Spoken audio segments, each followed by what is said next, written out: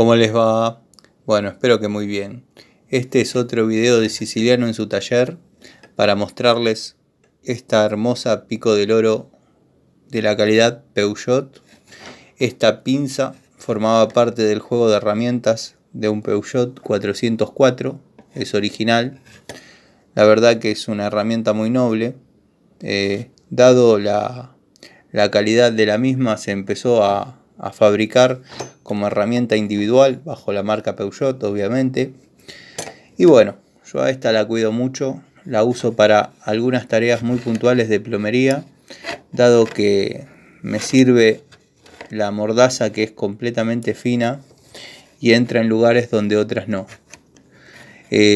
Todos saben mis preferencias sobre pico del oro, o sea, prefiero una pico del oro Stanley a una pico del oro 224 Baco. Tengo 3 pico del oro Baco 224, de las cuales una zafa acá en la corredera y quedan presionados los dedos en la palanca. Y la verdad que es un dolor horrible.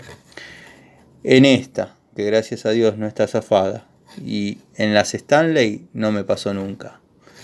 Sé que los fanáticos, bueno, no están muy de acuerdo, atribuyen a que uno no sabe usar la herramienta, pero soy un tipo que tiene 28 años de experiencia con herramientas y bueno, algo conozco.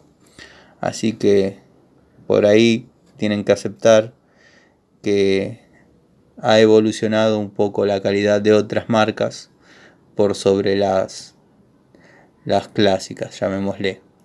La pico del oro Baco es linda tenerla como joyita, como adorno, como la pieza difícil en el tablero. Pero para un uso profesional recomiendo la Stanley. Uno aprieta caños de polipropileno y la mordaza de esas pico del oro tiene el ancho justo como para que no sea fina ni gruesa. La Baco patina porque no tiene los dientes apropiados, se zafa, pero bueno, eso es harina de otro costal.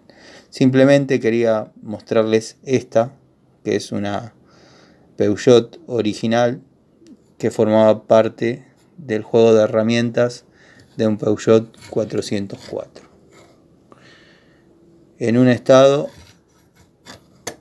muy bueno. Les mando saludos.